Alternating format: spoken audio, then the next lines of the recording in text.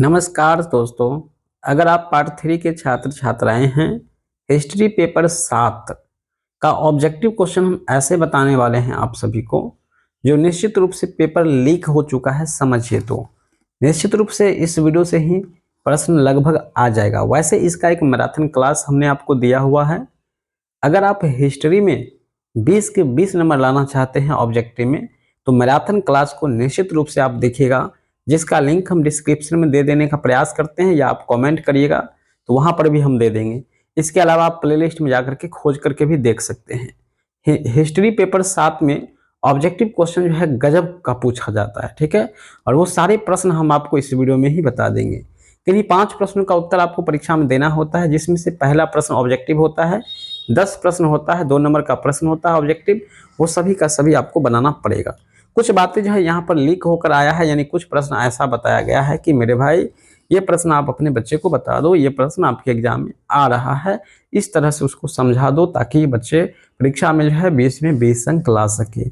अच्छा लगता है जब आप लोग 20 में 20 अंक लगा करके और हमें कमेंट करते हैं, जब आप अपना इंटरव्यू या अपना एक रिएक्शन जब हमें आप बताते हो यूट्यूब पर, और आपका जब वीडियो हम अपलोड करते हैं तो काफ़ी मज़ा आता है। आप लोग भी इस तरह से अपना अपना दे सकते हैं। चलिए, सिंधुवासी मूर्तियां बनाते थे किस चीज का? मेरे भाई देखो, सिंधुवासी के जो लोग होते थे वो कांस्य की मूर्ति बनाते थे, ठीक है। कांस्य मतलब एक प्रकार का होता है, तांबा का रूप होता है, मिश्रण होता है, जिससे मूर्ति बना करके वो लोग बनाते थे पहले समय में, ठीक है। और वो सब पहले समय में है किसकी पूजा करते थे? मातृ देवी की पूजा करते थे, ठीक है। याद रखिएगा, सिंधुवासी जिसको हम लोग हड़प्पावासी कहते हैं, वो लोग इंद्र भगवान और विष्णु भगवान को नहीं जानते थे। कौन सा वेद त्रसी का बाहर है? तो अथर्ववेद, जो कि बिल्कुल रूप से आपका आंसर सही है।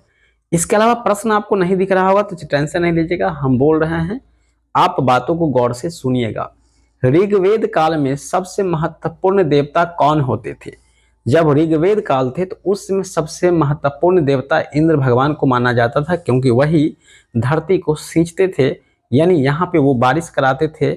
उन्हीं की वजह से बारिश होता था, ऐसा लोगों में था, और इस वजह से इनकी पूजा काफी जोर शोर से उस समय होता था ऋग्वेद काल में। अगला प्रश्न है, जैन धर्म के 5 महाव्रतों में सर्वाधिक महत्वपूर्ण किसे दिया गया है? अहिंसा को दिया गया है। हालांकि ब्रह्मचर्य को भी माना गया है, लेकिन यहाँ पे क्वेश्चंस के अकॉर्डिंग अहिंसा जो होता है मेरे भाई, अहिंसा का मतलब होता है मारपीट नहीं करना। जैसे गांधी जी भी अहिंसा के पुजारी थे, मतलब वो भी मारपीट नहीं करते थे। अगला क्वेश्चन है आपका, जैन धर्म के श्वेतांबर संप्रदाय का नेतृत्व किसने किया? तो जो श्वेतांबर थे, जो श्वेत वस्त्र धारण करते थे, उसका जो है नेतृत्व स्थूलभद्र के द्वारा किया गया था, और भद्रबाहु के द्वारा दिगंबर लोगों का किया गया था। दिगंबर लोग कपड़ा नहीं पहनते थे, नंगे रहते थे। चलिए आगे बढ़ते हैं। बुद्ध ने अपने प्रथम उपदेश कहाँ दिए थे? तो सारनाथ में दिए थे। कौन पंच मकारों में एक नहीं है? तो वो है मुद्रा। पंच मकारों में मुद्रा नहीं है आपका, बिल्कुल रूप से याद रखेंगे। आगे बढ़ते हैं दोस्तों। नेक्स्ट क्वेश्चन जो है आपका 7 नंबर, ये प्रीवियस ईयर का क्वेश्चन है मेरे सर। क्वेश्चन को घुमा फिरा के पूछा जाता है एग्जाम में। गार्गी प्रसिद्ध महिला दार्शनिक का संबंध किससे है? तो जनक की सभा से है या जनक के दरबार से है।